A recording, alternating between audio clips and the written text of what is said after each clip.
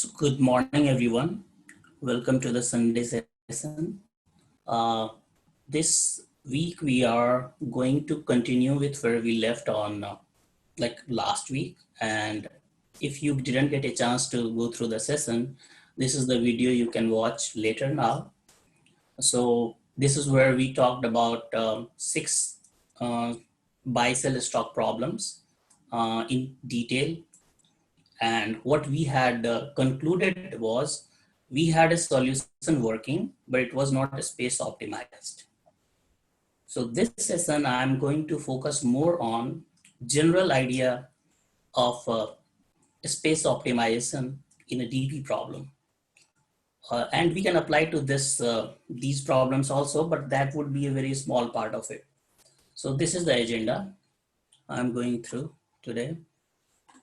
So we'll start with a simple Fibonacci example, which everyone knows. We'll apply that to a lead code problem. It's simple. Then we'll go through the previous 6 problems which we solved already. So we already have a DP solution for these. Then we'll have a general idea of in 2D optimization. Many times we see, hey, ij depends only on I-1j, one row above and one to your left. So we'll do one problem based on that. Then sometimes you also depend on diagonal. So we'll go through a couple of problems like that, and then maybe a knapsack problem. So there are too many problems, but yeah, you will only use this when you already have a solution, DP solution, and then you want to go one step further. Then you will actually go through this. So that's the plan. That's my agenda for today. And as you can see, to give you all this much information in maybe 2 hours, we have to cut corners. So I will assume that you have a DP solution already written, but just to save your time, I have already written those.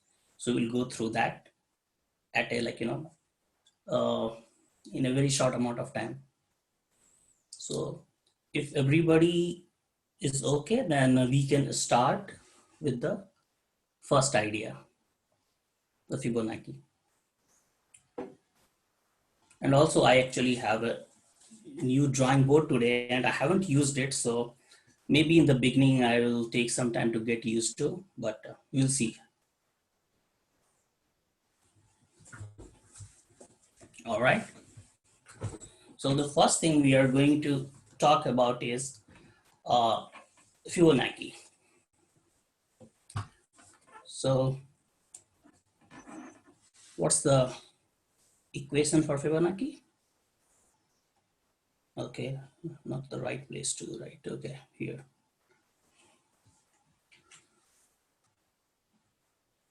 Okay, Fn equal to Fn minus 1 plus Fn minus 2, right? That's the general formula. And for value n less than 1 or 2, you have some given value, right? Already. So what is the brute force way? Because you are given this recurrence relation already. So if you have to calculate Fibonacci for some number, you can just go look at the last 2 elements and you can just calculate that, right? So if I have to show it visually, this is, in the beginning, at least this is my first implementation. This is what I am doing.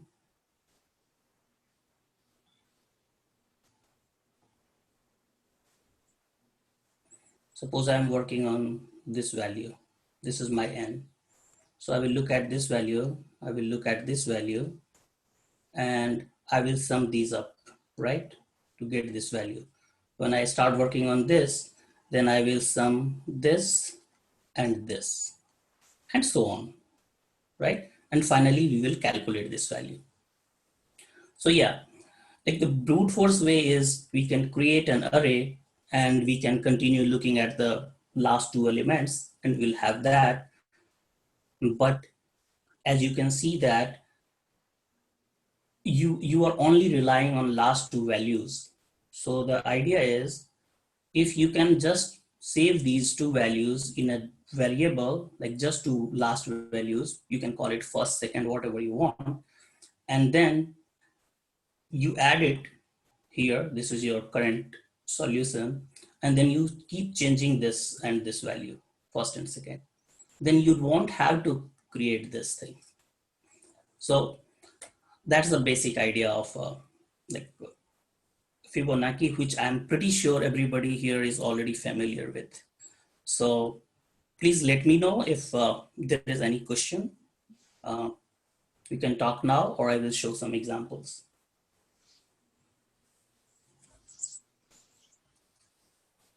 Okay, so it looks like everybody is fine.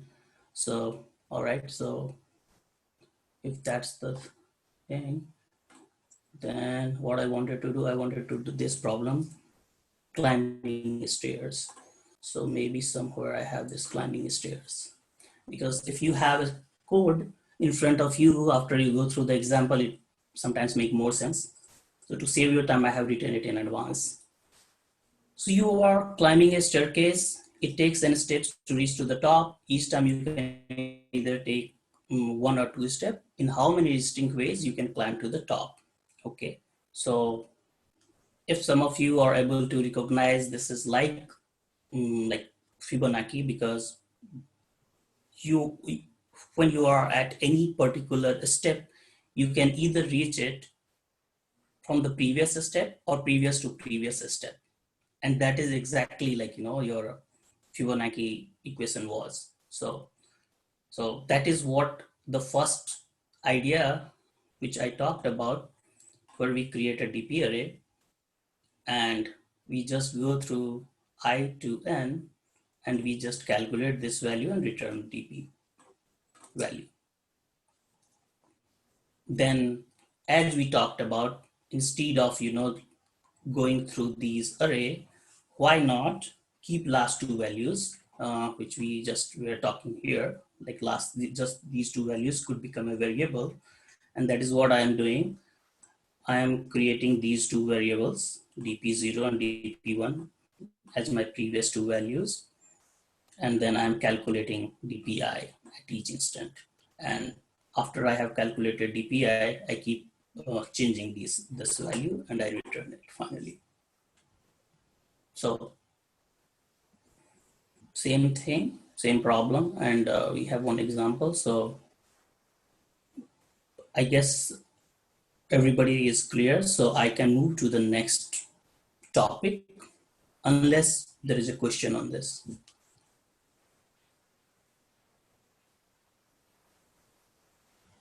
All right, so everybody knows this, that's good. Okay, what do I want to do next? Next, I wanted to do, actually, the lead code problems we did last time, they don't need some advanced concept or anything to have the space optimization problem. So what I want to do, I want to start with 122 because that was the easiest problem, I guess. I don't know where it is, somewhere. Okay. So 122, and as we said, we went through this exercise already. So what I'm going to do, will just come from this to, actually, sorry, from this solution where we are using 2D array to a solution which doesn't need any 2D array basically. Any questions on that before I start actually making progress on this?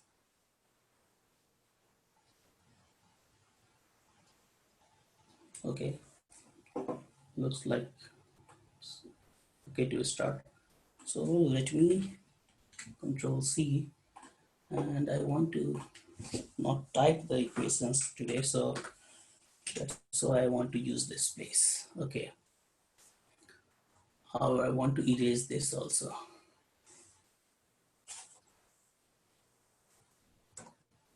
So let's see if we can. Yeah, anybody has any question here? Can you again say me what is I and 0, 1? I think 0, 1 is you have it, 0, and no, you don't have it, and then 1 is you have it. Yeah, And what was I? Uh, sure. I will tell you. And I just realized I have to increase the volume also. So, okay. So if I'm right, you were interested to what was I, what was zero here, right? Okay. So zero was like when you have zero stocks in hand, and I was, I think, the index in the array. So day number basically, and one was, or one is like now let's call it when you have one stock in hand. Okay. yeah, right. Yeah, I can again explain this, but so okay, let me just try to. DPI zeros, what this means, how can you have a zero stock in hand today? Either you have a zero stock today because you already had one from the previous day, or you had one stock yesterday and today you decided to sell and make profit, right? First line is that. Second line is, how can you have one stock in hand today? So either you can have one stock from previous day and you did nothing, or you had zero stock yesterday and you decide to sell today, and that's why you are paying a price here. So that is the meaning of that equation. But today mostly we are going to focus on like, hey, we have a solution. I want to just reduce the space. How to go about it? Okay, so we'll go through that now. So okay, start with here. Okay, I have to draw. So let's get a pen.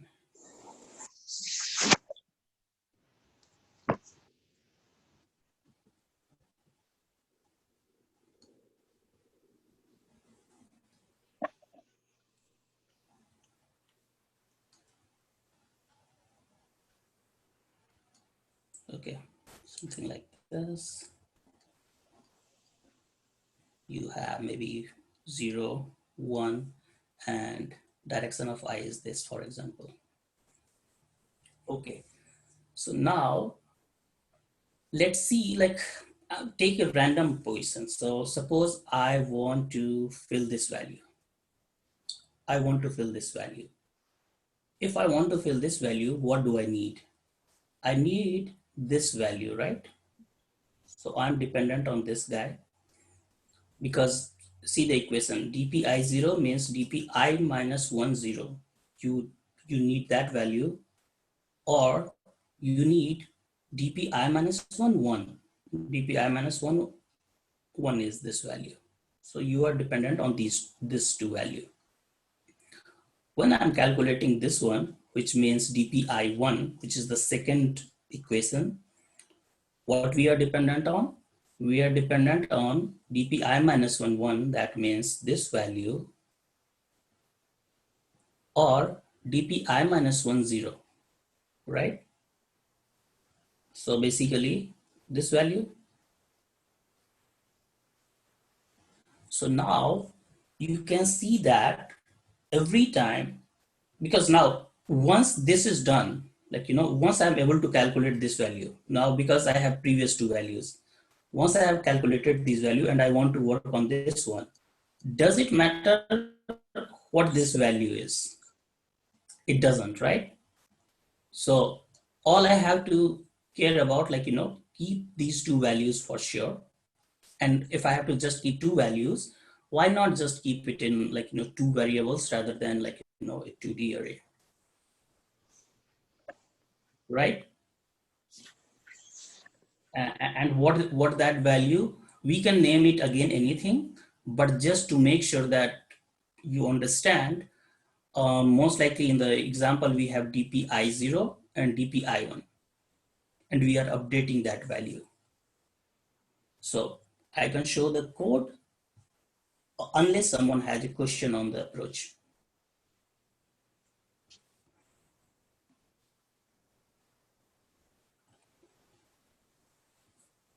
Okay, great. So let's go to the solution. As you can see, we have dpi10, dpi1, just two values we have defined. We keep updating that two value, and finally we return dpi0 because we wanted the max value for this. So that 2D, space, you just reduce to two variables and we are done. Sounds good? Okay, I think yes, by default. Then we'll go to the next one. And then I think the next one I want to do is probably this one because it is exactly similar problem. This problem is exactly same except you pay transaction fee too.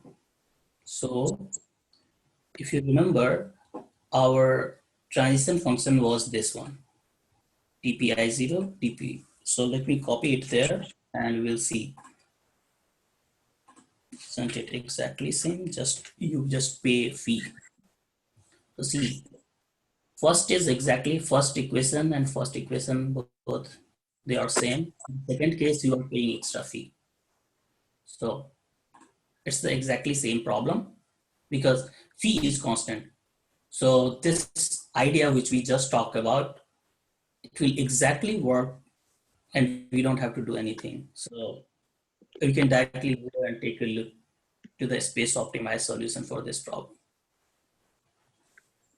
And by the way, I'm going from easy to complex. So that's why I'm taking, questions in that random order. Okay. So if you will try to see, this is exactly same problem, except this fee, which we derived already previous time. And we are again returning dpi0. So no problem here either.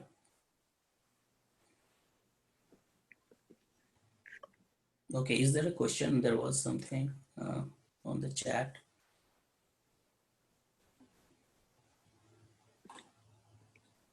Oh, hi. Is there a reason why dpi1 is int-min and not 0? So again, please watch the last video to understand why that is. But just to give you an idea, um, how do you decide to initialize values? Exactly. So base case, you have to decide what makes sense or not. If you want to maximize something, you choose the value accordingly. What does that mean? dpi1. To begin with, how can you have a one stock in hand? Isn't that impossible?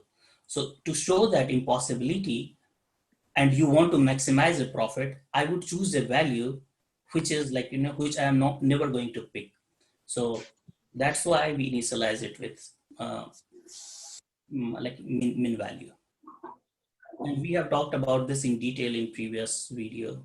So after this, or whenever you find time, please go ahead and go take a look in that video what we did. Okay, so if there is no question, then we'll go to the next one. Roger, can you share the link here in the chat for the previous video? Actually, I'm attending this session first time, so actually I'm Okay, not so getting it. I did in the beginning, but maybe you were late. So here is that video.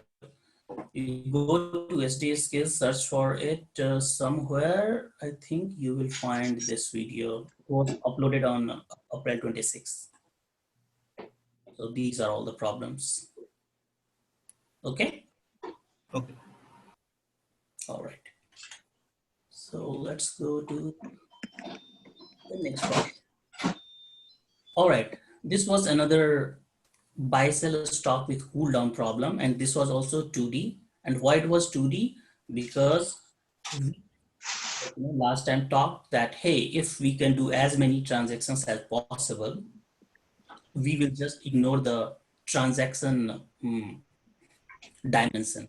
So that is how, like, in last previous two question and even in this question we have the relationship. In next three questions we will have, like, 3D problem. So we'll look at it later. So let's go to this transition function then.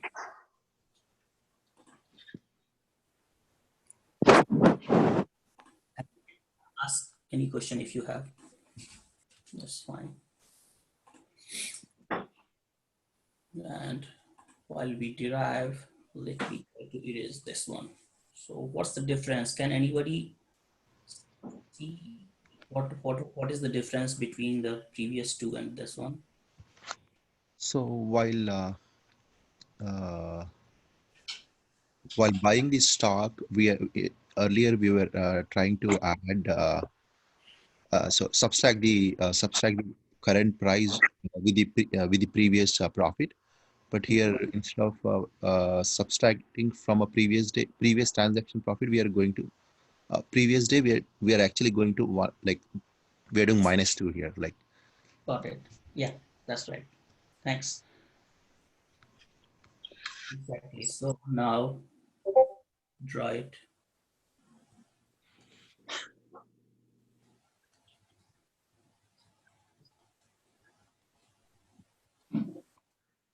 Can somebody check the chat parallelly? That would be very helpful. Or can ask me the question if it is there.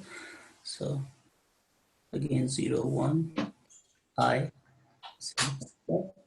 So I'm randomly working on this guy. So DP I0, I rely on this one and I rely on this one. Because I minus 1, 0 and I minus 1, 1. So this guy totally relies on this value. DPI1. So DPI1 means, like, when I'm working on this one, it relies on I minus 1, 1. That means this one. And I minus 2, 0. So not anything in this, but here. So you now have to take care of three values, right? Because any instant of time, you are dependent on three values: two from the 0th row and one from previous row, first row basically. So what do you expect? You expect two values from 0th row as a variable, and one value from the first variable as a variable. Go to the space optimized solution. So if there is no question, we'll just go there. If there is a question, feel free to ask now.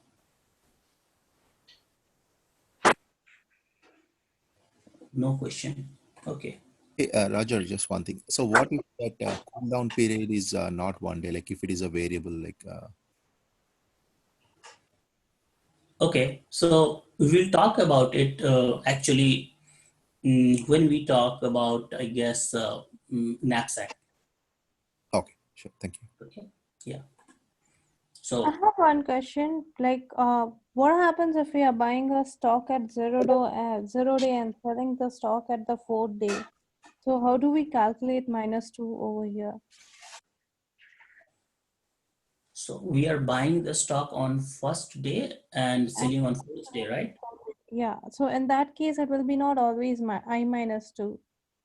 It would be then the same 0, right? So then actually you need to understand the definition of this DP function. So that DP function means what is the maximum profit you can have till this day while you have 0 stocks in hand, like, by the end of that day. So if you go to the previous video, then you will understand how that was defined. But just for now, you should just understand, okay, at this point of time, when I am at 0, I have the best answer till that point when I am, like, holding 0 stocks in hand. doesn't matter what we previously had. We already are taking account when we are updating these two values. Okay, thank you. Yeah, no problem. So with that, let's look at it. So what we want, 3 values, right? So one value from I1 row and 2 value from I0 row. Here we are calling it DPI0 and we are calling this one DPI0 pre. The one before that value, which actually, so this one is called pre, for example, this one. And I'm calling this one as I0, the next one. And we just keep updating. So that's why I need to store this value before I will update this I0. I will update this value. I will keep this value so that I can assign it as a pre after the, after the transition function is done. So look at it. I0 is dependent on I0 and I1, and I1 was dependent on I1 and the previous value, which is here, the previous value. And after the, after we are done, we keep updating the previous value. Okay. All right. If we are done, then we can go to the 3D very fast. Okay. So for 3D, what was the easiest 3D problem? Maybe this one. Yeah, maybe this one. Yeah.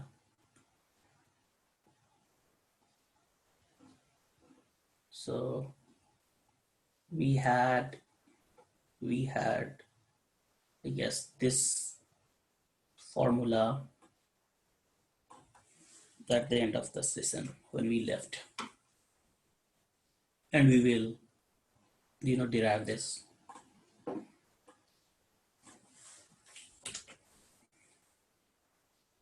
So guys, my plan is I want to finish this and then we will go to the other, general thing. This was a leftover from the previous session and we couldn't finish it, but maybe you can apply the same thing or same thinking in other problems. That's why we are doing it. So in this case, you see one extra value, 1, that was the transaction here. I was the number of day, 0 was the number of stocks in hand by the end of the day, and 1 was the number of transactions so far, the max transaction which you can have. So this is what we had, and we'll see how we derive this value similarly. So now we are going in 3D. So let me try to erase this quickly. And I'm not very good at drawing, but unfortunately, I'm a visual guy, so it makes more sense when I draw. So I'll try to draw anyway. Okay, so 3D, let's start here.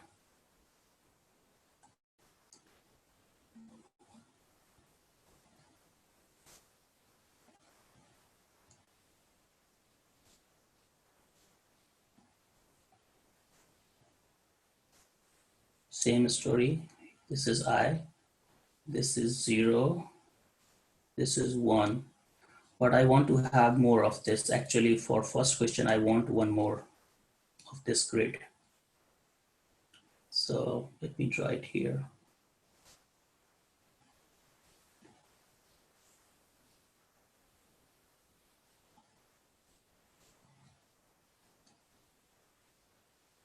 Okay, and this is my k equal to 0, and this is my k equal to 1.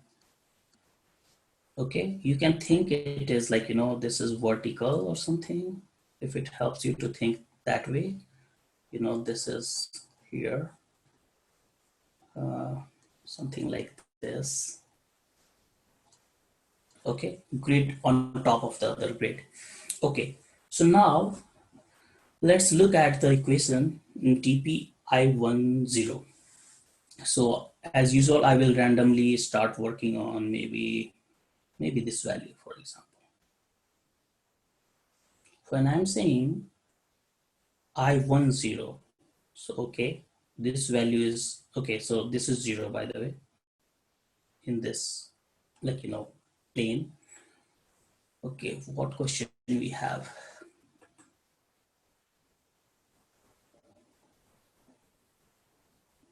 Yeah, can someone read it for me if there is a question, guys?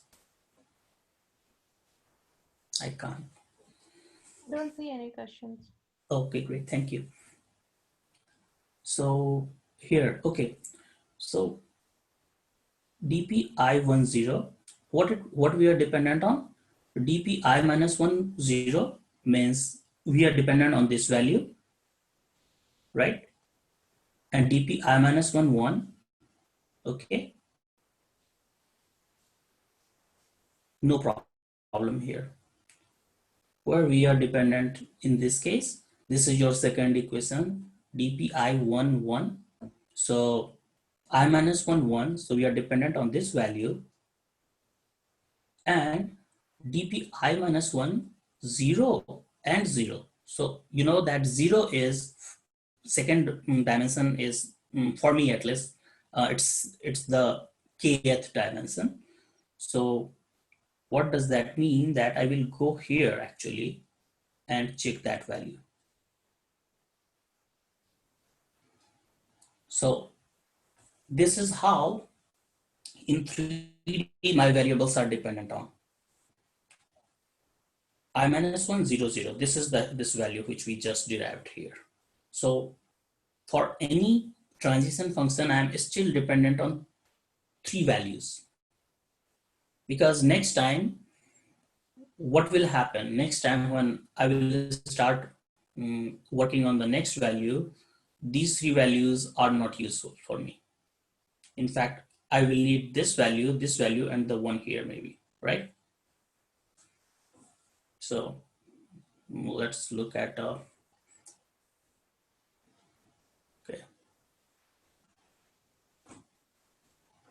I minus 2, okay, I don't know. So with that, we'll quickly look at this optimization which we did. So we have, as usual, these 3 values, I00, I10, I11, and we just continue to update that value. Like first one, you were dependent on only in that plane. In the second one, you were dependent on also on the plane below that. That's why we named it like that, so that still we understand what is going on. And also, like if you don't want to apply that much, understanding, you can just change I10 to I_10, and that will still work. But I like to understand how it is going on. So I would advise to understand at least once. So yeah, that's that problem in 3D. So let's go quickly to Roger, yeah. you don't need to update DPI00. I00 is always 0 on, because that was Always, the case. Yeah, that was the case. I left it. I could have directly deleted it when I was doing it, but I wanted to show the general idea, so I kept it there. Because what was your 00, if you remember, what is the maximum profit you can get if you do 0 transaction? Think about it. Yeah, right. It will always be 0. So yes, like for simplicity, I did think that, okay, let me delete it, but I thought, okay, no, let me keep it. Maybe in some other situation, you will find it useful. So you will deal with, like, if you have to continue updating that, you would probably keep that value. But in this case, it was not required. So I didn't even think about it.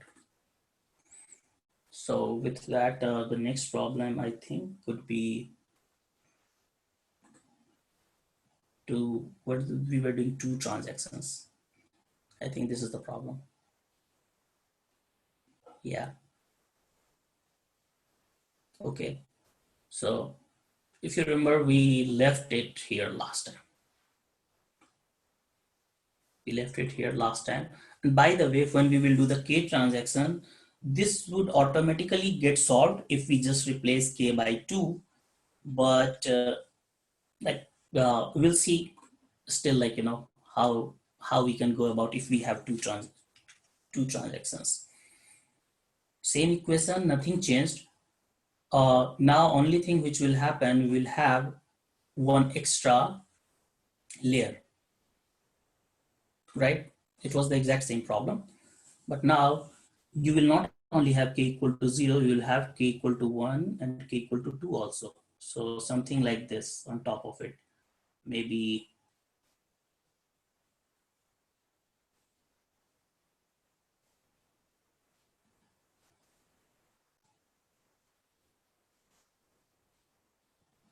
something like this. Again, 0, 1, k equal to 2 for this. And when again, like suppose I'm working on, so 1, 2, 3, 4, 1, 2, 3, 4. Okay, suppose I'm working on this one, fourth value. So we have already first two line has already taken care of the, this particular area is the first two line. We just derived that. And the second line, actually we are working the third line when the transaction is I to 0. We are dependent on the value here and value here. So same idea, when you're working here, you are going here, and one level below you will go one dimension level, and I minus 1, 1, 0. So this value basically, right? So that is the overall equation. And how many values we need? We need total 5 values. If you look at it, we need this one, we need this one, this one, this one, and this one. So 5 values is still manageable. So that's why, we decided to have these 5 values. And then we just updated this and we finally return the solution. No problem here. Okay. Same idea, just one more layer. So you know how to continue updating that layer. And in this particular case, since it was static, k equal to 2, so it's fine. But in the next problem, actually I would advise you to think about it. When you will have k transaction, for example, so we don't know whether k will be 2, then how would I do that?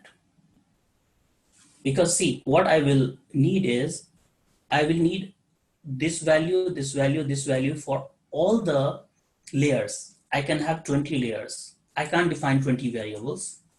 So what do we do?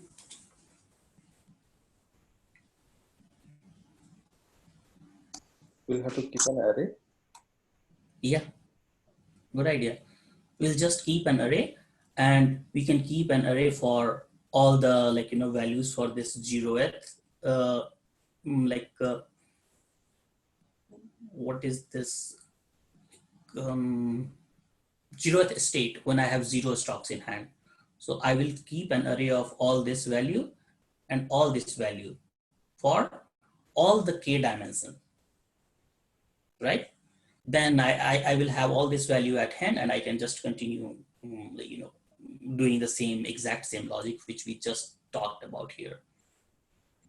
So that's the idea which we did here. If you look at it somewhere here, we had to create for the 0th, row, which means this means this one, all these values, this one, this one, this one, 0 value. And then also ik1 I'm creating an array of k plus 1 size because it starts from 0 till k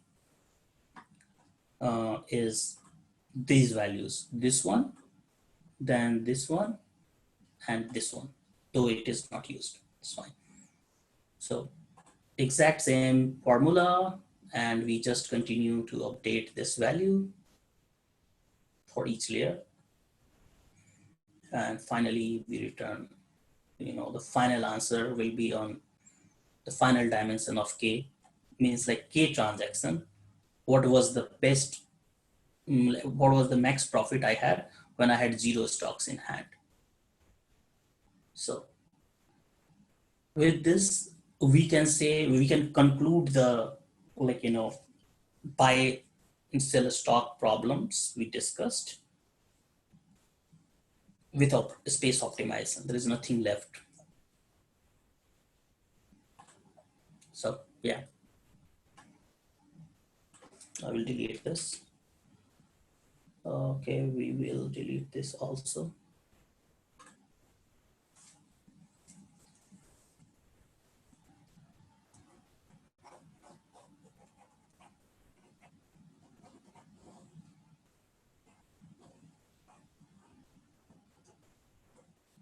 Okay, so after this, we will go through again other general pattern I see in my experience or my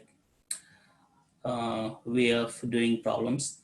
So we'll apply to a problem where I and j depends on I minus 1 j and ij minus 1. So we'll open this problem we already have, and I will draw it and we will go through this how to apply that. So in the meantime, let me open this unique path problem. So let me close all this buy sell stock problems. We have a space.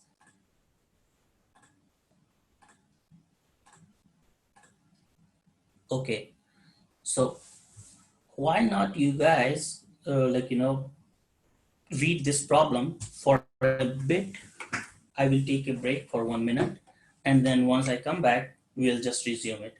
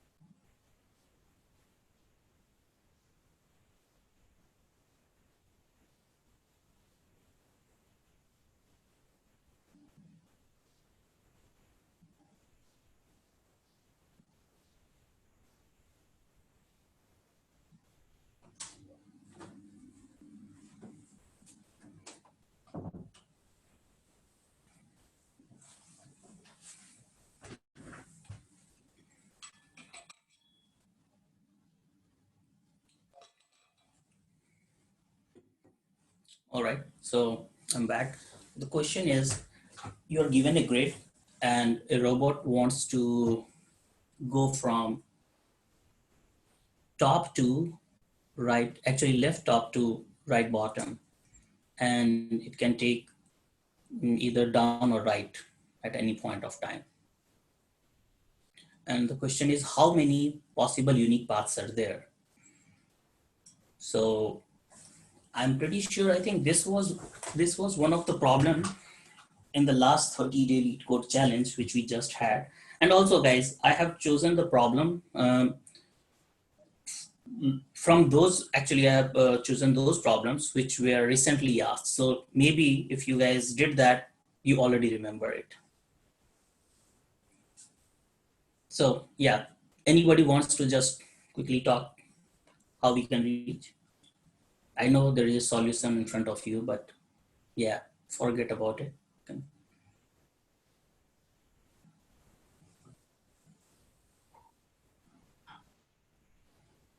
So if at any square we can come from either top or left. except where we are going out of bound. Right. And basically we can sum it up. That will give us the unique path. Yeah, We keep doing that. right. So yeah, exactly. So we can say this one kind of depends on the one which is on left and one which is on, like, top, right? In a grid, like 2D grid, if I think about it. Mm-hmm. Okay. So as Bhavesh said, okay, let me actually copy, why not?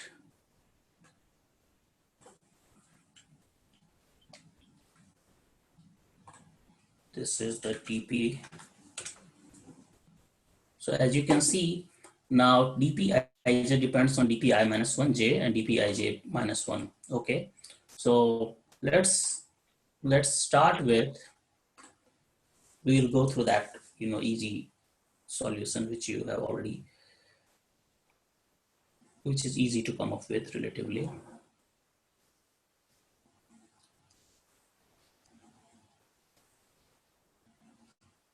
And by the way, what I am explaining, I know some of you may already, are familiar with it. So yeah, please help me if I get stuck. So at any point of time, I randomly choose, suppose this one, this is my I. So this is I and this is J. We want to find the number of ways we can reach here. So the idea is I can either come from here, right? In this direction, I can come from here, or I can come from here.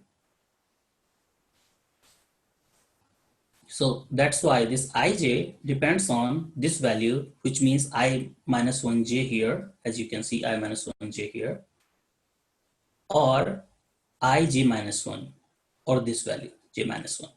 So yeah, and as Bhavesh already said, like, in the beginning, for these rows, you can't go towards left. You can't come from left. And for these values, like, the edges, you have to write your base cases in such a way that you don't go out of bound. And there will be only one way to actually, handle that.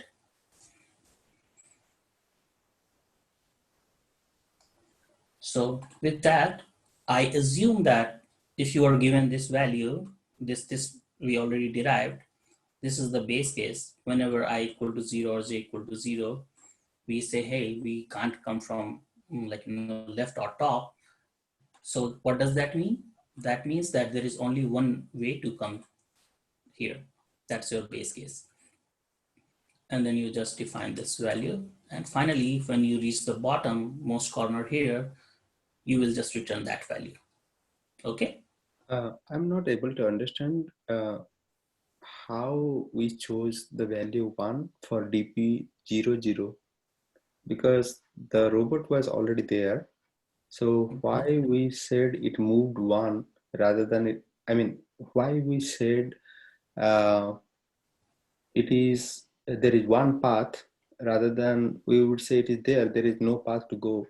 I mean, there is, what should I say? This is a point of singularity, so to say. I don't know how, because that is where it seeds the answer forward. It let the answer move forward because it is one. So somehow that is magic there for me. DP00 is equals to 1. That is the actual root of the solution, so to say. That is how it appears to me. I am not able to logically, basically, what is the thought process? Okay. We have to be saying okay. it. Mm-hmm. Yeah. So let's think about, you don't have these rows at all. Okay. Think about these two rows are not there. There is only one row. And here is your finish line. Okay. Mm-hmm. Now, how many ways you think you would be able to reach here? Only one way. Right. Similarly, if there was no, there was nothing and just we had this one direction here, and this was the finish line, you would have reached only in one way here, right? Correct. So my solution depends on that, behavior basically. So what I do, I try to initialize all this to 1, 1, 1. And then what does that give me? That any random point, I already have a way to come from top or left. Now, I'm not saying that is the only way to do it. You can write ABs in a different way where you can handle it in a different approach, but this is how I have written. Does that explain your question? Answer set? I don't think so. No, okay. So I think I can make one point. Okay. So if you can answer, what if my M and N is 1? So I have a 1 by 1 array. Then start and finish are same. Then what would be the answer? Yeah, that is exactly what the point is. So for me, if my start and my end is the same, then there is no path involved, right? There's no path involved, right? So answer should be 0. That is how it appears to me. I mean, okay. So yeah, I think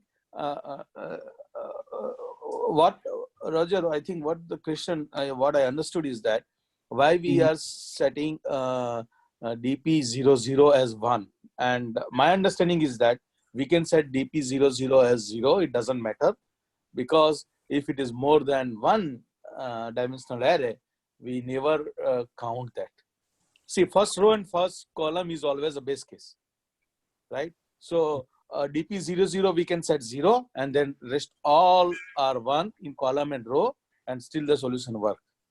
If that satisfy your question. Oh, DP00 is never counted anywhere, because the moment, so see, column 0 and row 0 are base case.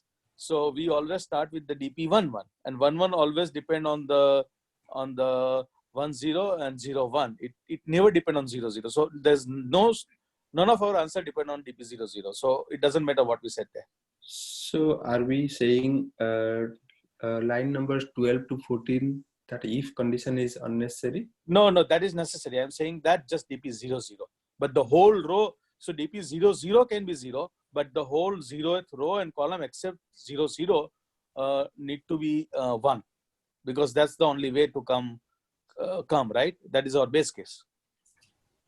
As explained, as Roger explained. I mean, if we have just 1 row and column, the answer would be 1. So that base case is required. If your question is specifically why 00 is 1, then we can say that we can set it anything. It doesn't matter. So also, you can confirm with your actually interviewer when you have to take some assumption. Do you think the start and finish is same? It depends. How do you want to answer that? I will say, hey, if start and finish is same, there is one way to reach finish. I'm doing nothing. I mean, that is my definition. I can verify with the interviewer and I can say, okay, can that happen? If that happens, how do I deal with it? But, with all this question, we are questioning the question. So we can continue to do that. And let me know if I have to answer anything in particular in that. But I'm not actually, in this discussion, I'm not going to focus on that. I'm going to focus on space optimization as I talked in the beginning. So I was assuming that you already have this. For all the problems which we are going to talk about, my assumption is you already have this. However, I do actually agree that if you want to do one question end-to-end thoroughly, then I would have actually started with this. I would have derived all this, and we would have live coded this, and then we will make optimization. But that is what I talked in the beginning of the this session, that we are going to cut corners. So that's why I don't want to spend too much time on something which is not very useful for this session. Does that make sense? I'm not saying that don't ask question. Yes. But it's a very important point, actually, I think, from the interview perspective. And it's it can get into a very logical discussion. And I think we kind of answered the question, but as you mentioned that we have to clarify from the interviewer, right? Right. Yeah. Yeah. I mean, So that much is actually, fine. Yeah. yeah. So one of the thought process, right? Yeah. So like why it is 1 not 0 is actually a good question, because if we are at the first place and I'm just going to the next step, right? Like whatever, like let's say that if I have just one row, correct? Like and my J's are increasing. So yes, like if I'm taking really 0, 0, let's say any mean value or negative or something, then at that time, like think about it, right? Like if I'm going to the next step, like it's, I mean, I cannot reach to somewhere. I mean, the kilometers are not in negative, right? I mean, anywhere like whether it is miles or kilometers, they always add on, right? I cannot really go to, these are not like currencies, right? Which are go to negative. So at least, I'm visualizing in that way that you come to that place from somewhere, either from the top or bottom or something, but you reach there, right? And that is going to be your starting point, right? So if you are taking 0, that means if I'm saying, okay, I need to go right, how can I go 0, right? I cannot really, I mean, if you're moving 1 feet or 1 meter or something, you are moving, right? You are changing your displacement, and that cannot be negative. Like, at least, that's my thought process. So maybe, that is what it is used here. Roger, correct me if I'm wrong. Can you see my screen now? Can you guys Yep. see my screen Yeah. now? Yeah. Okay. Okay. I was just logging into my, because I wanted to run this test case in the beginning and I was not logged in. So I just logged in.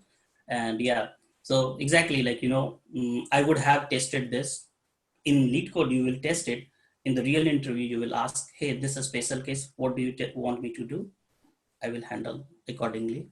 But I think we all are talking about the same thing and everybody agrees to that, but and we are not making progress. That's what I want to make progress, unless it is very useful. I mean, my definition of useful and yours could be different, because I know what I want to cover and you don't know yet. So, there is much better thing I want to talk about all this thing. And I don't have time to do another session. So Yeah, certainly. Let's continue. I hope you guys agree with that. Yeah, Rajan. Yeah, That's right. good. Got it. Okay. So yeah, with that, because for all the problem, I'm assuming that we have this. That's why we chose all these problems which we recently have done. And you may have your own implementation. Don't worry, don't take my implementation, take yours, but you can still apply the same idea. And so what idea? And this idea, if you have to go with just one thing,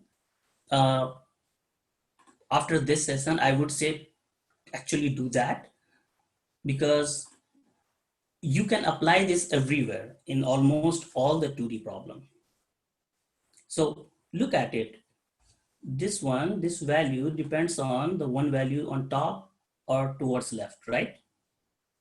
Similarly, this value will depend on the value on top and left, right?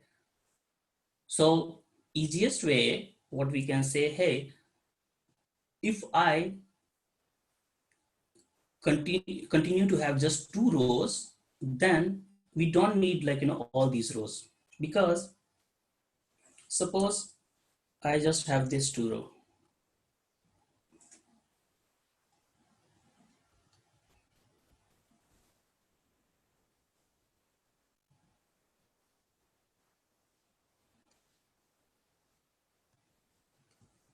So here, uh, this value may mean this value, for example.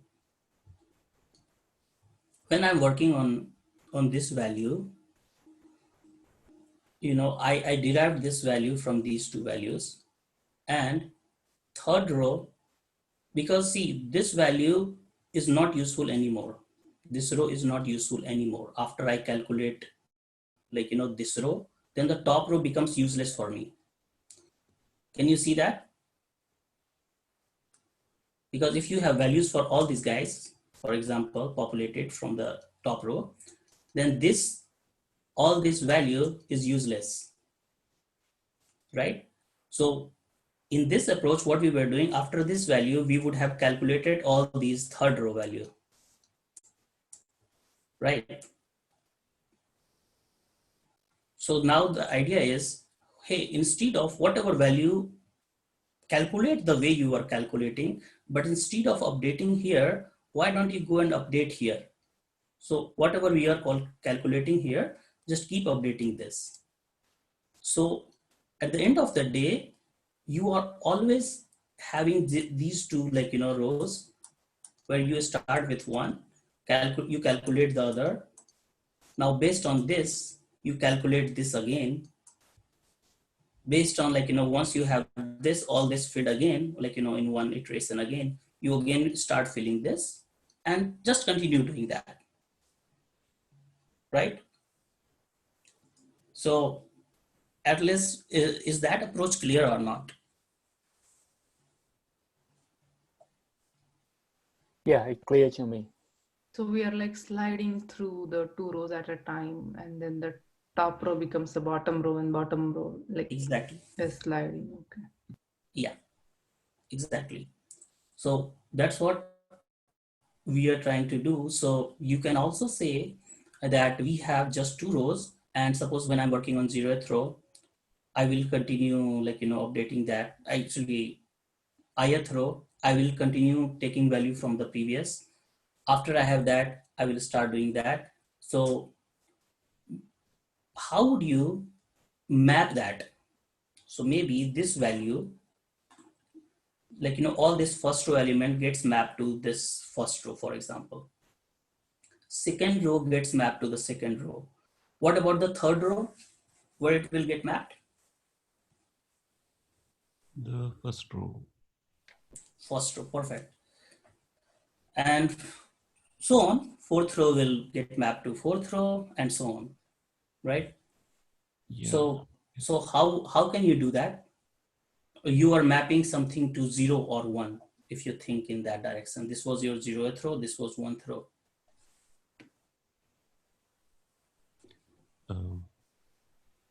You mark which one is the current row, and you use that. You use the previous row to update the current row. When it's done, then you just, like, update. I mean, swap the row. Right. So minus 2, right? Not just the previous row. Current minus 2. Yeah, you can treat like the current one and the previous. Like 0 and 1, 0 and 1. Can we just do only with the one row? We will come to that, Bhavesh. Okay. Yeah. So for 2 row, so you are saying that 0, 1, 0, 1, and that, like that, right? So if I have total 5 rows, for example, then that will be mapped to, so maybe this one mapped to 0, first row, second row, third row, fourth row, fifth row. So fifth row, the solution will be in this one. If there was 6 rows, then solution will be here, right? So I mean, I think you guys agree to the. Roger, I think we are not able to see the pointer. So I don't know if it is only me or. Yeah, I cannot see it. Yeah, we are not able to see the pointer. When you say like this row and this row, we're not able to look at it. So okay, can you see this one now? Yeah, that we can see. Maybe, do you mind if you put the numbers in there, like the indices, like 0, 1, 2, 3? That yeah, way let's call it 0, 1. And on. This is 0, 1. And in this case, suppose 0, 1, 2, 3, and so on, right? Yes. So 0 got mapped to 0, 1 got mapped to 1, then 2 will get mapped to 0, and 3 will get mapped to 1, and like that we will continue doing that. Yeah, one easy way could be we have a Boolean or integer, Boolean value mostly, or integer value that is previous and current, and they keep getting flipped after every iteration. So Boolean, so let's say that previous is 0 and current is 1, and then once we do the second row, the previous will be 1, 0, 0, 1. I mean, they'll keep flipping. Right.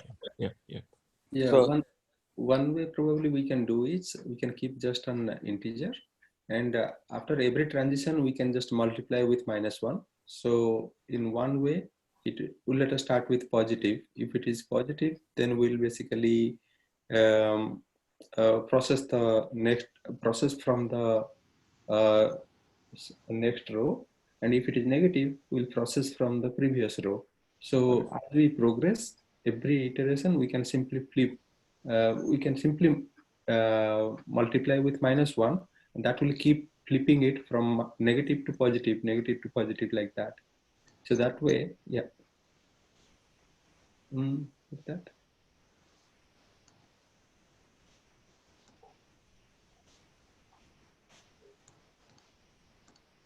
Will that work too?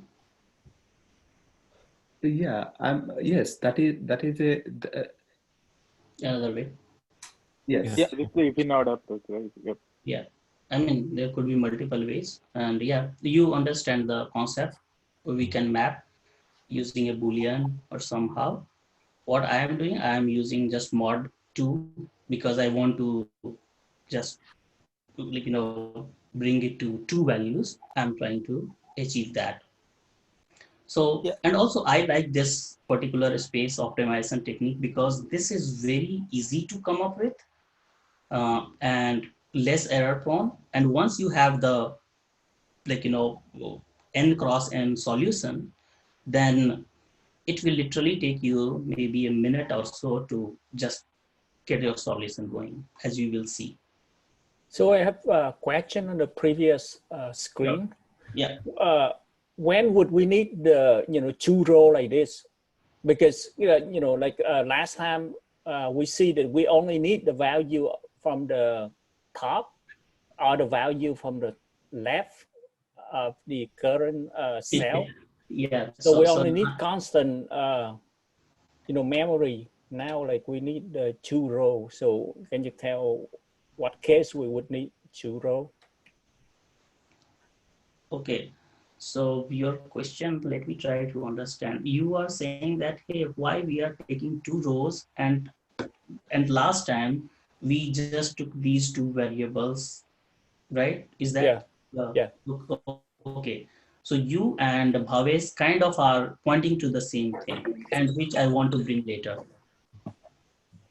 Okay. Okay. Yeah, that's the so if you look at it, we'll go there eventually. I haven't written there. I'm bringing it because this is a very universal kind of a way to solve almost most of the problems like very easily. So look at the code, same code. What I am doing everywhere now. See, now we have two rows. So the i's dimension became either 0 or 1. So that's why two values. And every time I am using I in the equation, I am just doing I mod 2. Every time I was using I or I minus 1, I'm just doing mod 2 to get to the right, to use the right value. Similarly, this was your final row where you want to give the solution from. I'm also just doing mod 2 to find which bucket I should answer from. And all you have to do, everywhere you have I, you just are modding it by 2. And you have 2 cross n. In theory, O of n solution, like a space solution ready. Does that make sense? And do you guys think it is easy? Yeah, it is easy. Yeah. Yeah. I think, yeah. I mean, like after looking at the first solution, the second one makes sense, but I don't know. Coming to the second solution directly is something. Yeah. Guys, so that's why, like, if you go to the lead code practice thread and everywhere, like, you have to come up with this one. And this is after you have a solution, then I would suggest go and try to optimize the solution, right? Yeah. Yeah. So that's why, like, I'm not, unfortunately, sorry about that. I'm not spending too much time on this because I know if I start doing like 7-8 DP question in 2 hours, it's not feasible. Yeah. Right? Yeah. So that's why we are kind of doing it very quickly. Right. And then you have this, now you want to optimize the space, and now we are learning the technique, and this will be like, very useful. If you have to just go with one concept, just go with this, because we will do it over and over, and you will see like how easily it works. Right. Yeah. Roger, one question. Yeah. Line number 29. So I don't think that I remainder 2 was necessary there, because anyway they are 0, 0. So, but I'm just trying to understand, how did you choose to, so did you just replace all i's with I remainder 2, or how did you come up with that? I mean, when you optimized it, did you just blindly went and just did remainder, and it worked? So you can't just do that. Like I minus 1, don't do I remainder 2 minus 1. Correct. Do I minus 1, do that much. Mm-hmm. But yes, if you do that, what you are essentially doing, like, what does I mean? I means one row, right? That row could be 0th, first, second, third, fourth. You want to get the actual row on which you are working on, because your I value will change anyway here, right? Right. So when I am saying, hey, I'm working on 3, then it should mean actually I work on the first row, right? So not in this case, I do agree, maybe for I equal to 0, I don't need to do it. But yes, in general, I am trying to do that, because that way it will explain you that you can do it blindly, because you have done all the task here already to understand what is going on. So we are just trying to leverage that concept. Does that make sense, guys? Yeah, it's like it's like a template right there. You just apply blindly, and then it automatically saves space. Yeah, that should work. Okay, so now what we want to do is, okay, now Leon and Bhavesh, we are talking about the other optimization. Okay, so we'll look at it, and we'll look at it in a general way. So, okay, now our problem is that, okay, hey, can we just do it 1D? Can we just do it everything in 1D here?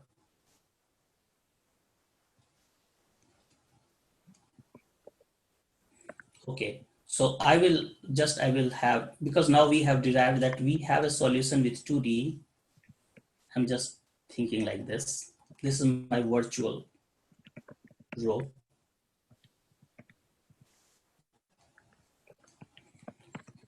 Okay, so if that is a virtual row, suppose I was planning to work on this guy. I was dependent on this value, and I was dependent on this value. Right? Yep. So when I'm working on that, okay, when I'm working on that, this value is actually, I will overwrite anyway. So I have this value ready, right? And this value, I already put it here. Roger, again, like when you say this value. Okay, I have to use some. Okay, let me, thanks for reminding me. Yeah. Okay, I will just do something here. So this value I'm about to overwrite. I had a previous value from previous in this row, right? This is virtual. This all is virtual. So this is just for understanding purpose. But now we only have one row given to us. So when I'm going to put some value here, I will update whatever is here. And I was depending on this value, right? This value here. But if you remember, since I am going from left to right, this value was already updated here previously. So for example, just to let me give you, we have simple addition or something. We had 2 here. We are calculating this value, and this is 3, right? Right. and suppose my function was just to add these two values, for example, to make it simple. So when I calculated this value previously, I don't know what was here in the beginning, maybe it was 0 or something, but before I work on this guy, I have already updated this to 2, right? Right. Now this value, I'm working on this, is dependent on this value, which means 2 here, and this value 3, which is from the previous row. So eventually after the end, I will update it to 5, right? Yep. Yep. Yeah, think about it. You had 2 here, you had 3 here, you want to make it 5. And when this guy starts working, okay, let me change the color a little bit because there are too many things there.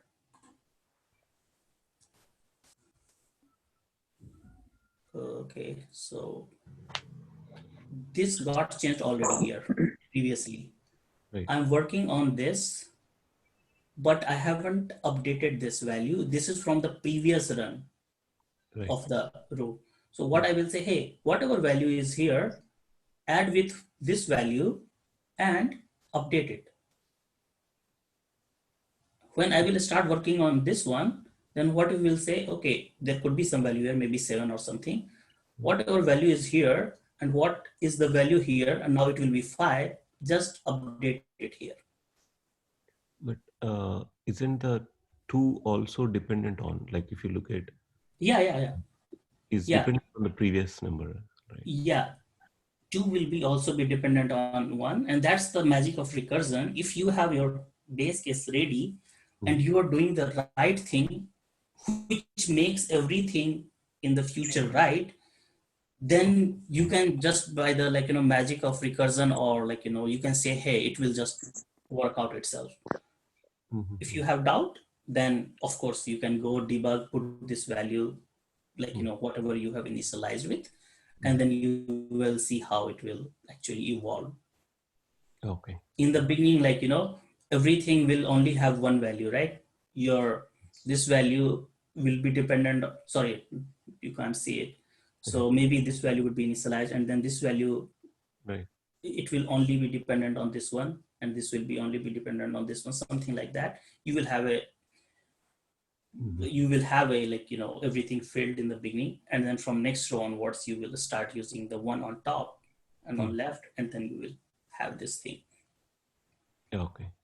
Yep. Okay. Yeah. We take. Yeah. Right. So yeah. But my concern was like,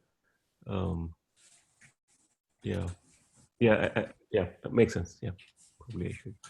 Yeah. So something like this, we'll have dpj equal to, if you think, and we'll say I minus 1. Sorry, now I don't. Sorry, I totally forgot. We have what? We have the one value from the previous one. So dpj minus 1, right? Plus dpj. Yeah. If you think like that, that's what we are doing, right? So that would be our transition function after this space optimization. And if you just start with this, it will be very tough to understand, hey, what is going on? Then you will have to print it out and do some debugging. Yep. So it's better to start with 2D, find the relation optimization you can make, and then go with the solution. So if you look at it, in the beginning, everything gets initialized to I equal to 0 is still j equal to 1, dpj equal to 1, and then this works out when I did that. Could we have just the could we had skipped the 1D array also and just made a previous and current like that? Because j and j minus 1 are the only one we are using.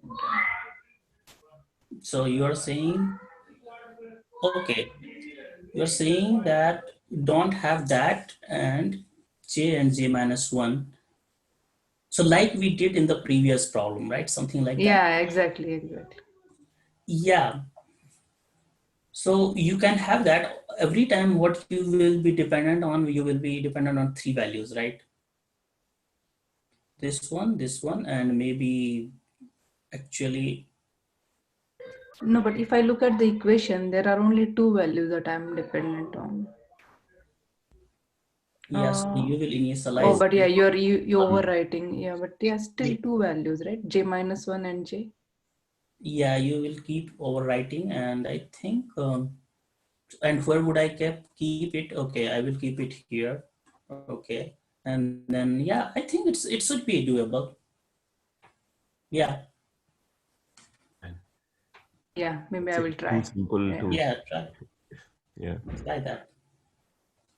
try that. Yeah. So that was this problem, and I guess I hope that you guys are now familiar with all these three things which I wanted to bring it up. And now we will do the same thing, but case will change a little bit, more involved a little bit, not much, Mhm. but we have kind of covered the things which we want to talk about. Now in this case, next case, you will be dependent on diagonal also. And I'm pretty sure you guys have seen so many of these questions, right? Yep. Yeah. Yeah. So this problem, longest common subsequence, why I chose this question, because this was again asked very recently in the lead code challenge. And then I guess maximal square was also asked, or yeah, I guess this was also asked. They both have the same idea. So we'll go there and maybe we'll draw. And guys, yeah, I'm not saying that all this question is very easy or anything, but yes, again, I would have to trust that you have this, you have to find longest common subsequence. Again, this is a standard DP problem. So you have to find what is the longest subsequence in this A, B, C, D, E, A, C, E, and then answer would be, I guess, A, C, and E, because it occurs here, C occurs here, E occurs here. So the maximum length will be 3. In this case, everything matches and so on. So yeah, so the general idea is if two characters match, you just add one value, okay, I have found length 1, and then just you look at to the next set of values. If they don't, then you ignore one value from the one string, ignore the other from the second string, and you figure out the best solution and you find the maximum best result. So we have that kind of solution here, and take your time, try to understand it, and we'll again go through the same approach, but let me first draw it here. Question is not important, by the way. Question I have chosen just to show you, if I don't show you the in code, you probably wouldn't be that confident. So that's why I'm choosing some question to show you. Yep.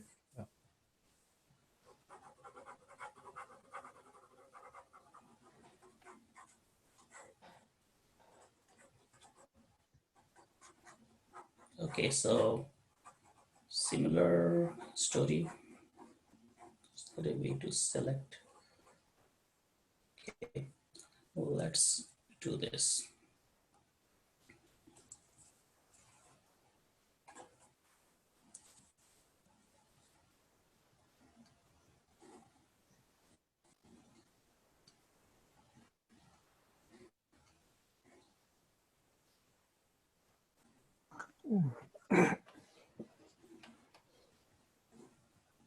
So this value, maybe this value.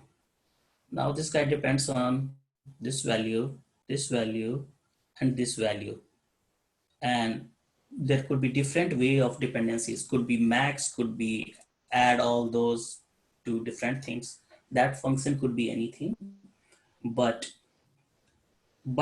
yeah. So we'll come to the space optimized like 1D solution later. But before that, let's go through the existing solution and see how this will still work as it is. Like, because see, even in this current situation, we are only always relying on the last two rows, right? When I'm working on I depends on I minus one row at the most, not more than that. So we'll just go through that template as Leon was talking about and see whether that works and what change you have to make with that. And then we will talk about what changes you have to make it work in 1D. Okay, is there a chat, something important? Oh, okay, I think thanks for Bhavesh handling these questions. I'm focusing on this for now. Yeah, sure. Yeah, and feel free to ask if there is something which I should answer. So guys, as I said, this is the 2D DP. We believe that it is there, and this is a standard question, so I'm pretty sure you guys might have solved this recently. You have a result, you just returned it. Same thing, you have now two rows, and go and look at all the i's. What changes we are making?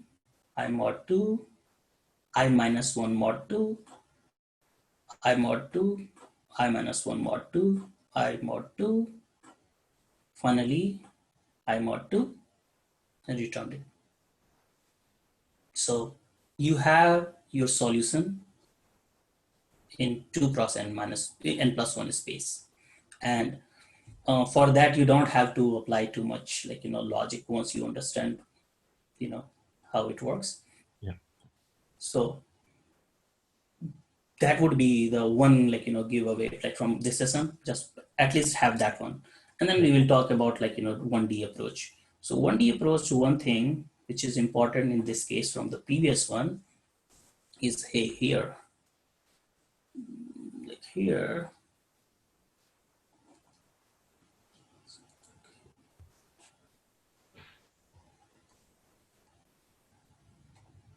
Okay. So, okay, again, this is the virtual one. I'm just drawing for understanding.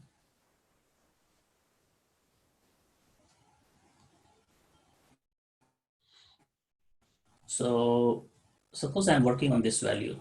This value depends on this one, and this one. You guys can see the pointer, right? Yeah. Yeah. This one is fine. We just talk about this is the value which I will update now. Suppose this value was 3 in previous case. Okay, that's fine. This value was 2, right? But when I'm going to work on it, I would need the value from the previous, so if I is equal to 4, for example, and I equal to 5 here, if I'm working on I equal to 5, I need this value from I equal to 4. Right. Not the I equal to 5. In previous case, we were actually depending on value from I equal to 5, and this got overwritten here. So if we have to only use this much space, suppose this value was maybe 7, for example. Okay. While I'm working on this particular iteration, this 2 will overwrite 7, right? 2 will overwrite 7 here. So what we do? We have to, because now this will become 2, and you have to have this value 7 somewhere, because otherwise you will lose it. But if I have this value 327, and suppose my function was simple enough that, hey, I have to just add it, then what I will do at the end of this, I will just add 3 plus 2, 5 plus 7 equal to 12, and then I will overwrite this value 3 to 12, right? And then when somebody has to work on this one, it will look at whatever this value was maybe it was something else. Maybe it was 8. Whatever was this value, whatever was this value. So again, you have to keep storing the previous value whenever, like, we are updating this value. I need to keep storing this value. Don't just overwrite it, but just store, because the next guy will be dependent on that value. Is the concept clear? Yeah.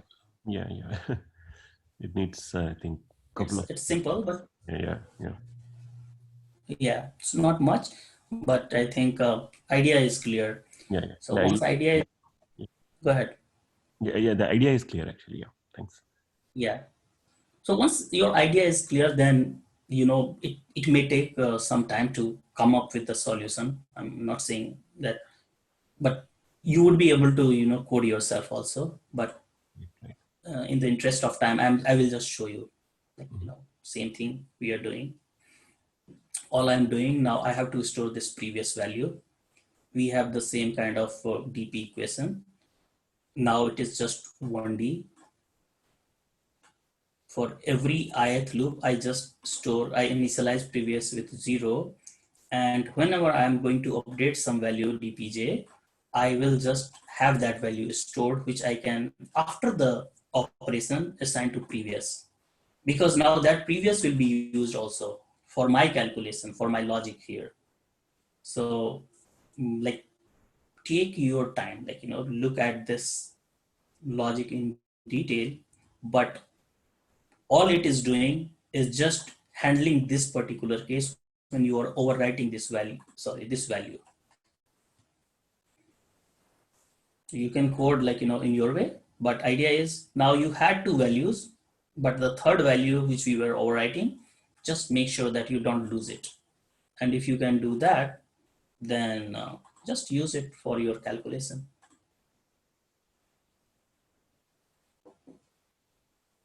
By the way, as usual, you will have access to this solution after the session, or maybe a little after that. So in the interest of time, as usual, we'll go to the next example where we have exact same behavior. Yeah, this one, I think we can optimize it to use constant space, right? Because we only need to keep track of the previous value. Yeah. The 2 previous value and the current one. Yeah. As somebody said, like, you can optimize that way. Like, just continue to just update the value. Just you are dependent on 3 values, so give it a try. Yeah, it doesn't even become a DP problem.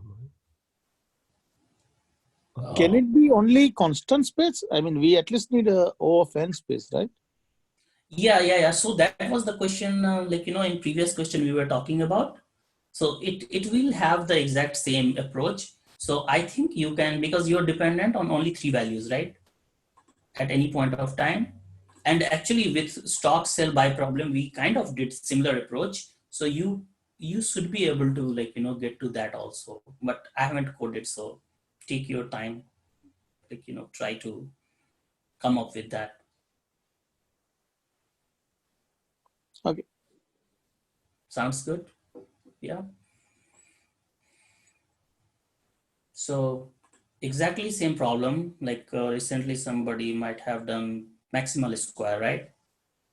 Maximum square also, like, you are given a 2D binary matrix filled with zeros and 1. Find the largest square containing only ones and returns it area. So for example, here, that would be 2 cross 2. So you have to return the area, means that would be 4. And I assume, as usual, that you know the solution here, you know the solution here, you know the solution here, and whatever would be the solution here, like in all these 3 values, if you have 1, then it can contribute to a bigger square there, and that needs to be the minimum of this value. Anybody has any question? like I know like if I draw, I can explain it, but you can assume that suppose you know that, and then we can apply exact same idea. Hey, dpij depends on these three values all the time. I have like started with maybe one extra row, that's why it has I plus 1 j plus 1, but idea is similar. You are dependent on the value on top, on left, and on left diagonal, and then you calculate the value, and when you have the max, you're returning the area. So conceptually, I don't need to talk about anything, we have already covered the ground here. So with that, as I always say that start with this one to optimize some space. Go and take a look like what I did.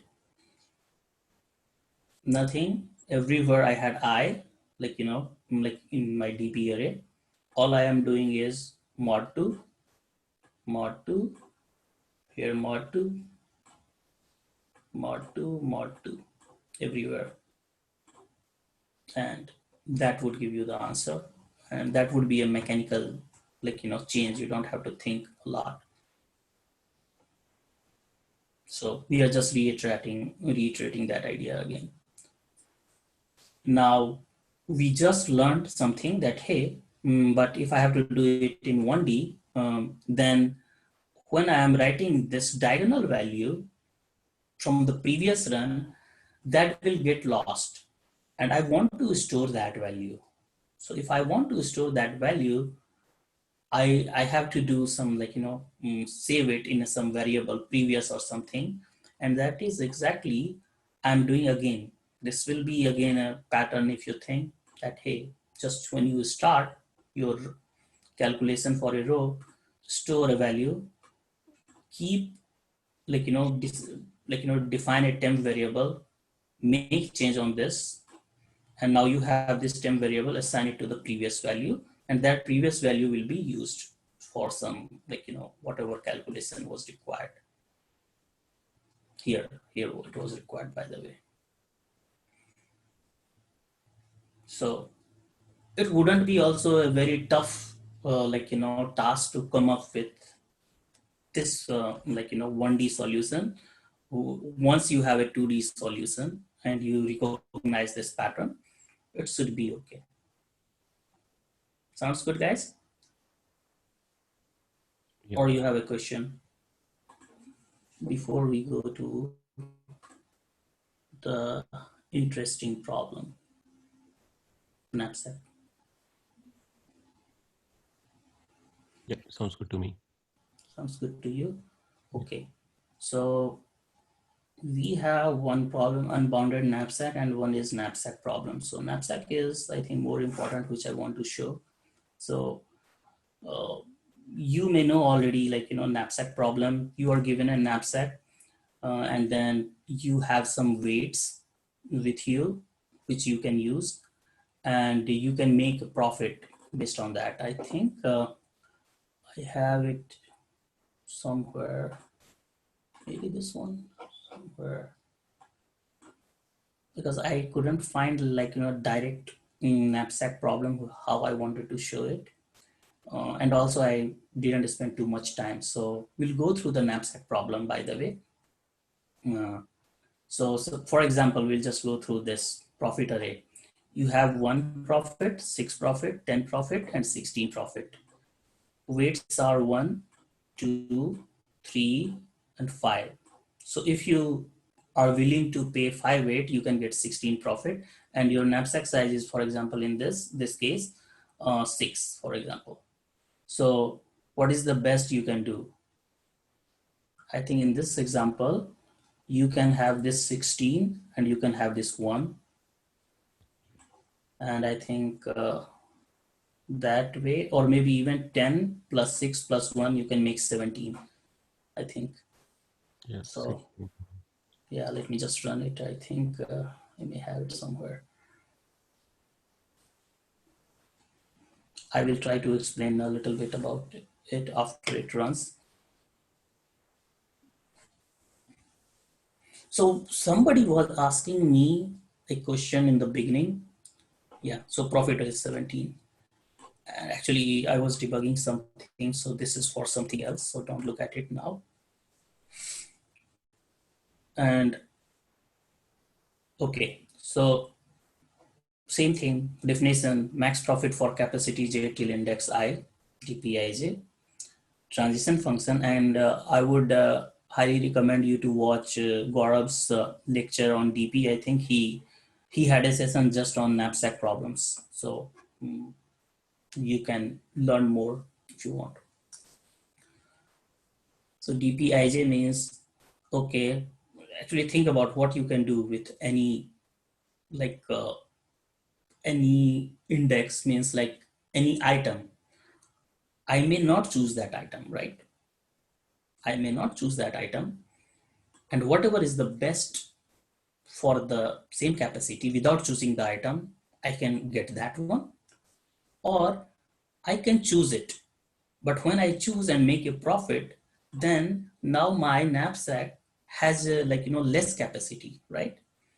So that means my weight component will change from whatever is the current capacity minus whatever I paid for this one. So for example, in this case, suppose if I chose 5, then I made 16 profit, no problem.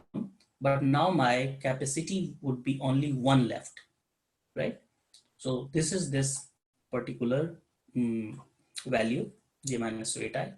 And also, since I have chosen it, now I will get whatever was the previous value, like for this particular weight from the previous row, means like with this particular less item. So whatever was the best value from these 3 values and 1 weight, sorry, not profit, with all these 3 values and with just 1 weight, whatever I can make the best, that would be my best solution if I choose to make a profit using that item. So I think, I hope that most of you are already familiar with this. Okay, and once we are done, we will just update the last value, which will be in the corner. And then I have written some comments, base case, and when can you, like, actually, if the capacity is greater than weight, then only you can fill it in. So this will be exactly the same way we are trying to do it. Base case means, okay, everything dpi0 equal to 0. What does that mean? That if there is no item, what was the 0 value? 0, okay, if there was 0 weight, then okay, you have 0 profit for that row. And I'm not saying this is the best way, so you can have just one for loop, like, for loop, and you can handle all these cases. But yeah, that's a coding style, so let's forget about it. With just 1 weight, I have filled, okay, the first row. If I have, like, the more capacity, then I can make that much profit. And then we do this inclusion exclusion idea, which we just talked about, and we will choose the best out of it, right? And what is important for me is, okay, my function, like, my core function depends on I and whatever I have, and I minus 1 and j minus weight minus I. So this is dynamic. So someone was asking about this problem in the beginning. Hey, when now the problem is you don't have to go to the one which is towards your left. You don't even know where you will go because that's a dynamic value. So, okay, let's erase some of it.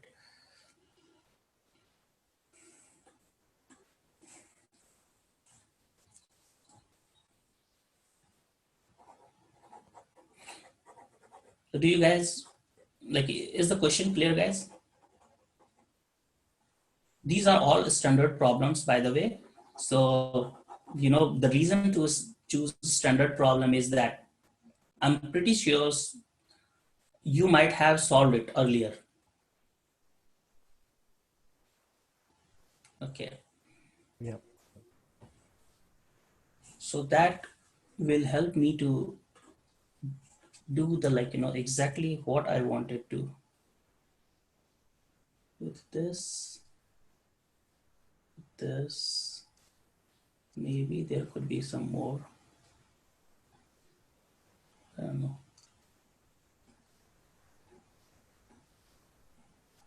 Yeah. I'm not feeling great. It's like a dynamic. It's okay. Yeah. So suppose I'm working on this. Not now, if you look at, okay, what was the transition function? It's a good idea to have it in front of us. Did I write here? Maybe this one.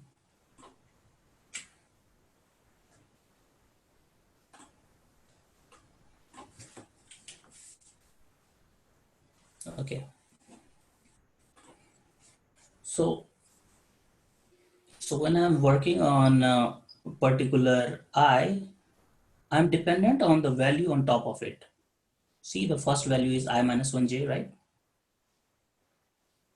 And also, profit I is fixed profit, right? I can make it because it's profit array. Its array is already given to me. But in the DP state, what I am dependent on is I can't say that I can just go to this value or this value. It depends on what was the weight for that item. Maybe I'm dependent on this value, right? When I'm working on something else here, I'm dependent on this value and I'm dependent on maybe the last value. Who knows, right?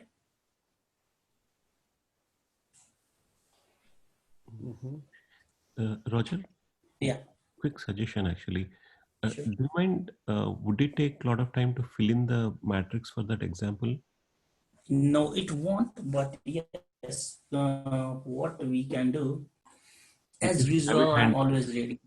Okay, that helps, I think. And Yeah, also we have the indexes there. I think this is the value which you will get. Okay, so give me 1 minute, take a look. So I will explain also. Yeah, that would be great. Thank you. So, the profit array, weight array capacity is 6. So this value is when you are choosing the first item. Like, you have this only weight 1. This item has weight 1 and profit 1. So, and this C means like, here I am saying C equal to capacity, right? So if you have 0 capacity, then you can't make anything. If you have 1 capacity, you can make 1. If you have 2, you can still make 1 because it fits, something like that. And look at this one. This is right. And the other one is wrong. And we'll come to that. And give me just 1 minute.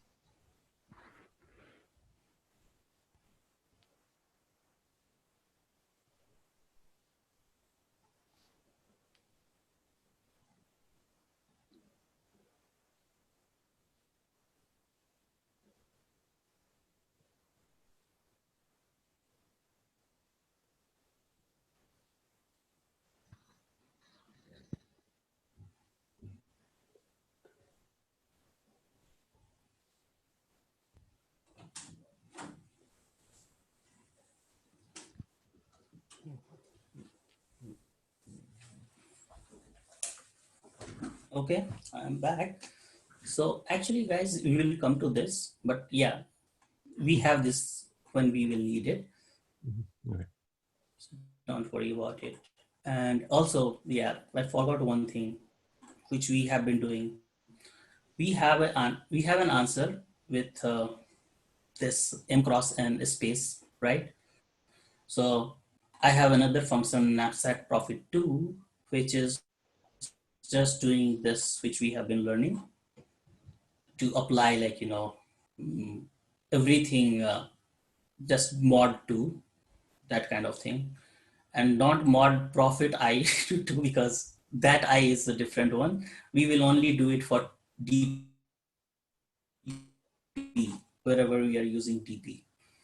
So if you just do that, same idea, you will just do that. And finally, everywhere you are talking about that first dimension, just mod it by 2, and you will have your solution. So as usual, you have your 2D solution. Though I forgot, I started to go in 1D, but I just want to wrap it up. So that still holds without any significant change. Yeah. So now, this was the question which was asked, and this is, I think, the best one. What do I do? So, okay, here, I am working here. I'm dependent on this. This is not my problem. But this one is dependent on something here, maybe. Some value, which I don't know. Right? From the previous row. Can somebody see some problem also? Now, just to show you, I'm working on, suppose this value was 5. This value was in the beginning 3. Okay, let me change the color so I can't see it. This value was 3. It was 3 when I was working on this particular row. When I was working on this particular row, that was 3. Now, if you look at my equation, I am dependent on actually these two values, 5 and 3. So when I'm done with this, I should update this to 8, right? But problem is here, this guy, when it starts to run, see, as just like I am updating this value, now this guy will update this value, right?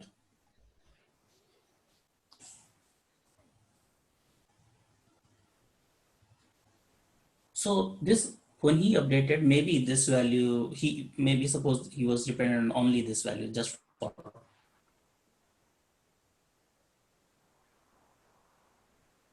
simplicity, say. So what I am saying, similar to that, what is happening in this particular example, that's why I left it here. What is going on? When we started 0, 1, 2, 3, 4, 5, 6, fine. For first value, 1, 1, 1, 1, 1 is fine because we have enough weight and we can just fill in one weight and make one profit. Now we are working on the second one. When we are working on the weight, we have two now, two items. With one weight, we can still choose one. With weight, now with two items, think about it. What you will do? You can make 6 profit if you choose it, but then what is your leftover? Your leftover weight is knapsack capacity is 0, right? Yeah. So you will look at here, okay, what is my leftover? Actually it's 0. Okay, then that's it, 6 is fine. What about 3? With weight 3, you can still use, maybe you can use this weight 6 and make profit 6. And then you can go back to two rows, left, because that is the weight you are giving away. So you can still fill one more weight here. So you can basically fill both, right? Because any weight makes sense. 2 plus 1, 3 weight. You had this 3 weight. So you made 7 profit, right? Now comes the interesting part. Look at this guy, 4. You have capacity of 4. Okay, you chose this weight 6, right? Okay, you chose that. Now what is your leftover weight? Leftover capacity is how much? 6. 2. So your weight you are paying only 2. You made 6 profit already.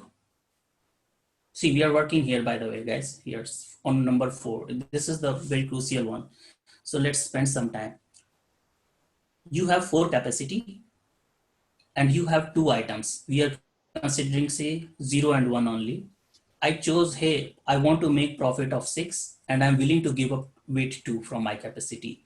So, okay, my capacity was 4. Now my capacity is 2, right? So with capacity 2 and what next? What I was talking about? Yeah, and 2 items. We are in 1 row dimension. So don't look at this one. It's just for explanation. Don't look at 0f1. What you will do, you will say, hey, actually, I can still make 6 more profit because I made 6, I have 2, and then I can make 6 more. If you do like that, then what you are doing, what you are saying, if you have weight 4, then with just 2 items, you can make profit of 12, which is wrong.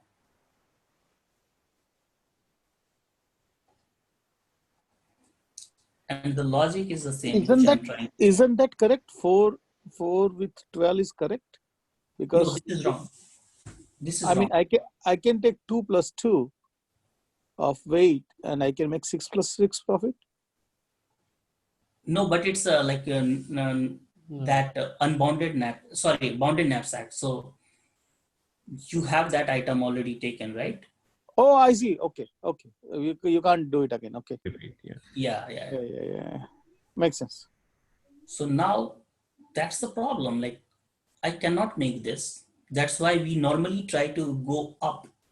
And what I need this value somehow. Okay, that is fair, because in this approach, if ideally I want 7 here, if you think about it, hey, 6 is fine. Actually, here is the 4th value. 6 is fine, but from the leftover item, you can only have 1 more profit because that's the only option I have, even though you have a lot of capacity. And the problem is it is also dynamic. Okay, so now your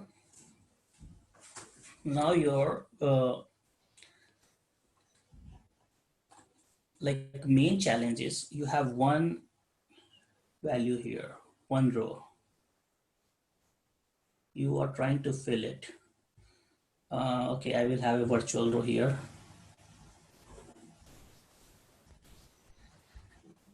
And as we are very close, so don't worry, we will be done very soon. So, okay, I'm working, for example, here.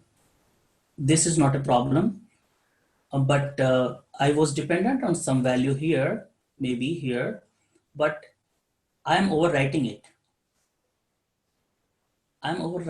And that's the problem. So the idea or approach which will work is, why not try to fill from this side? Why? Because see, we are sure that every time value will be on the left side, which it is dependent on, right? Never on right side. So if I start to fill from this side, I will not overwrite any value. I will still have access to the previous value. And when this guy will have its own turn, then it will anyway update it. But this guy will be dependent on something on left, and it will overwrite it. So that's what here I'm trying to explain, that, hey, don't do that. You have this one. This one was not a problem. That's fine. This is important. Start from the max value, like, the max capacity. So for 6, okay, I know for 6 capacity, I can make a profit of 6 because, and I will pay weight 2 there. And at this point of time, you remember we haven't filled this value in the previous row. They will get filled eventually for all these values. Are you guys following what I'm saying? Yeah. Okay. So, okay, then what? I just made 6 profit and I will say, hey, now I have spent 2 weight. So now I can go and look at weight 5. I have 5 weight, I guess, left over. Actually, 4 weight left over. So with just one item with 4 weight, how much more I can make? It will tell you, hey, just one. So you will say 7. And if you continue to do that, you will have this value filled in. And that is why it is sometimes you will see the code, hey, like, I don't know why they start going from right side to left side. That's the only change. Other than that, you have exact same idea. And just for for your, like, somebody asked me, I had this for loop, and that is how I generated this, because I thought this is important to tell you, like, what is going on. So yeah, with that approach, if you just do that, same, like, just one capacity array, we'll initialize as we did, and we'll have that same thing. The only changes here, we will go from this side to that side because we don't want to overwrite something. It's okay, because when you go from right side, you will only be affecting the right side of the guys, right? And the left side of the guys, they don't depend on them. So if they don't depend on them, then no problem. And otherwise, like, for some test cases, your, like, things will pass, but like it will fail if you just replace this for loop with this one, if you go from J to capacity. And that's what I wanted to explain. But as you guys are, like, thinking ahead, like Bhavesh told, why can't we make 6 plus 6, 12? And that was the case of unbounded knapsack, right? Yeah. Yeah. So if you look at the transition function, it's a kind of similar problem. It's a coin change problem. So you can take a look. I will maybe show it. So here we are dependent on dp I minus 1j, but here see I is not changing because we can still use the same guy one more time. No problem with that. So note that we have infinite supply. So exact same approach, like, this 2D solution, you will have dpij plus dpi minus j minus coin psi solution. This was for some actually error check. When I submitted, I had some error, like special case. And that is like, some gentleman was asking what will happen. Yes, so that happened to me today, like, yesterday. I didn't check for that and I was giving a wrong answer and I fixed it. So this approach still holds, guys. If you are going with one thing after this session, just go with this one. Yeah. Nothing. Just like mechanically, just implicitly you do it. But here, as we were talking about, okay. Yeah, so we don't need to do that way. Yeah. Yeah, you don't need to do that way. And then everything is kind of similar. And then spend time. Actually, I didn't spend too much time on this particular piece of code. So I will still put my solution somewhere because it was question on lead code. So same code is here, by the way. That is where I started to get error and then I fixed it. And yeah, even this one, as somebody said, like, you can ignore things. I specifically leave it even after I know, because when I'm doing this, I want to follow a pattern, like, because I'm refactoring something. So I leave it because when you will look at it later, you will see, hey, like, yes, this is how it is going on. We are still having the same structure. If I change it, like, significantly, then it would be hard to, like, do the refactoring. You may have a very small piece of code, but purpose of this was, like, I wanted to explain things in a way so that you can follow with me, because yeah, that helps me to also, explain my thought process and, like, make it better. So that's it for the session, and I'm really excited that I have covered what I All wanted of them, to. yeah. Yeah, and guys, if I was harsh, I'm really sorry. That's why in the agenda, I specifically somewhere actually go and check here. I probably said that we will assume that we have these things already written, maybe, because I don't want to, like, waste your time. See, Yeah, so yeah. Looking at the time, yeah, that's really good. Yeah. You covered total everything. DP space in general, this gets 1 year. So we'll quickly start with one working DP solution and try to optimize it. Only reason, see, because I know what I'm going to present, Yeah. you guys don't know. So from your point of view, you are right, you have to ask, like, a lot of questions. From my point of view, I want to cut down and I want to explain something which was very important for me. This was the most important thing actually I wanted to show you, because that was a very useful thing for me when I actually debugged through it and I wrote the solution for it. So with this, let me first stop the recording if there is no question, and then we can talk general thing. Does that make sense, or you guys have some final question, like which should be recorded? No, I think so. So let me stop the, okay, I have to stop recording first, right? Always, can you